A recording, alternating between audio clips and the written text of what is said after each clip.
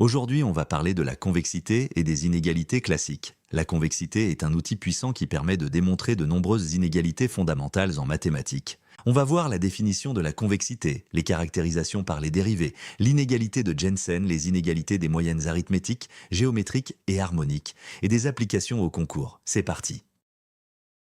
La convexité est l'outil numéro 1 pour prouver des inégalités. Quand une fonction est convexe, sa courbe est en dessous de ses cordes, ce qui donne immédiatement des inégalités entre les valeurs de la fonction et les combinaisons convexes. En optimisation, la convexité garantit que tout minimum local est un minimum global. C'est une propriété fondamentale. Au concours, les inégalités de Jensen et des moyennes apparaissent dans de très nombreux problèmes d'analyse et de probabilité. Une fonction f, définie sur un intervalle i, est convexe si pour tout x dans i et tout lambda entre 0 et 1, l'image de la combinaison convexe est inférieure ou égale à la combinaison convexe des images. Géométriquement, la courbe est en dessous de la corde entre deux points. Une fonction est concave si l'inégalité est renversée, c'est-à-dire si la courbe est au-dessus de ses cordes. Dire que f est concave revient à dire que moins f est convexe. Les résultats sur les fonctions convexes s'adaptent aux concaves en inversant les inégalités. Caractérisation par la dérivée première. Si f est de classe C1, f est convexe si et seulement si f' est croissante. Intuitivement, la pente de la tangente augmente le long de la courbe. Caractérisation par la dérivée seconde. Si f est de classe C2, f est convexe si et seulement si f seconde est positive ou nulle sur tout l'intervalle. C'est le critère le plus pratique en exercice.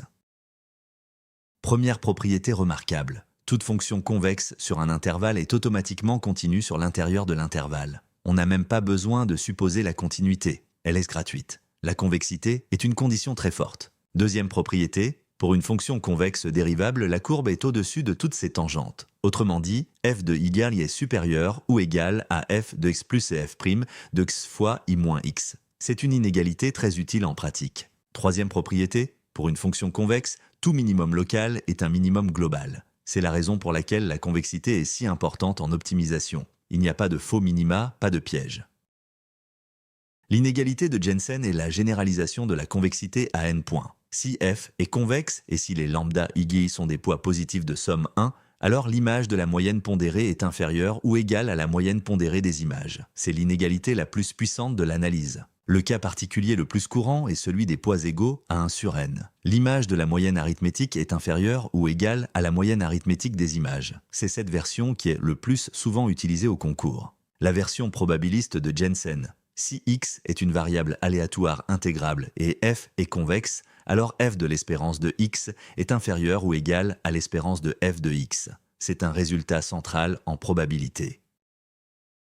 L'inégalité arithmétique géométrique ou AMGM. Pour des réels strictement positifs, la moyenne arithmétique est toujours supérieure ou égale à la moyenne géométrique, c'est peut-être l'inégalité la plus célèbre de toutes les mathématiques. La preuve la plus élégante utilise Jensen avec la fonction logarithme qui est concave. Jensen pour une fonction concave donne l'inégalité dans le sens inverse. Le logarithme de la moyenne est supérieur ou égal à la moyenne des logarithmes. En composant avec l'exponentielle, on obtient AMGM.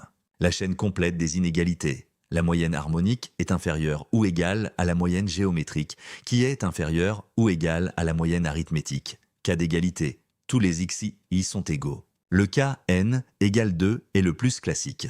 La demi-somme est supérieure ou égale à la moyenne géométrique. C'est équivalent à moins b au carré positif ou nul. Malgré sa simplicité, cette inégalité est d'une puissance redoutable dans les exercices.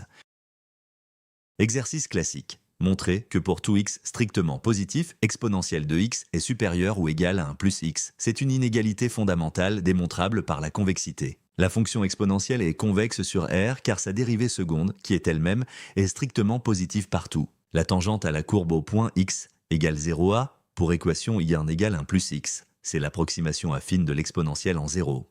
Comme l'exponentielle est convexe, sa courbe est au-dessus de toutes ses tangentes. En particulier, au-dessus de la tangente en 0. Donc, exponentielle de x est supérieure ou égale à un plus x pour tout x réel. L'inégalité est stricte pour x différent de 0. L'exercice est terminé en 3 lignes grâce à la convexité.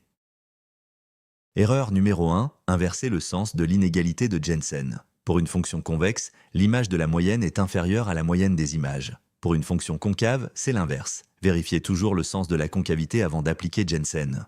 Erreur numéro 2, oubliez de discuter le cas d'égalité. Dans AMGM, l'égalité a lieu si et seulement si tous les xi sont égaux. Dans Jensen, c'est quand tous les xi sont égaux ou quand f est affine. Le cas d'égalité est souvent demandé au concours. Erreur numéro 3. Appliquer AMGM à des nombres négatifs ou nuls. L'inégalité AMGM n'est valable que pour des réels strictement positifs. La moyenne géométrique n'a pas de sens si l'un des termes est négatif. Astuce concours. Face à une inégalité à prouver, cherchez une fonction convexe ou concave cachée derrière. Jensen et AMGM sont souvent la clé. Pour les inégalités ponctuelles, la technique de la tangente sous la courbe est redoutable. N'oubliez jamais de discuter le cas d'égalité, c'est souvent la partie la plus valorisée de la question. Et gardez en tête les fonctions convexes classiques, exponentielle, x carré, moins logarithme, et les concaves, logarithme, racine carrée. Récapitulons. Une fonction convexe a une dérivée seconde positive et sa courbe est sous ses cordes. La tangente est sous la courbe, ce qui donne des inégalités puissantes.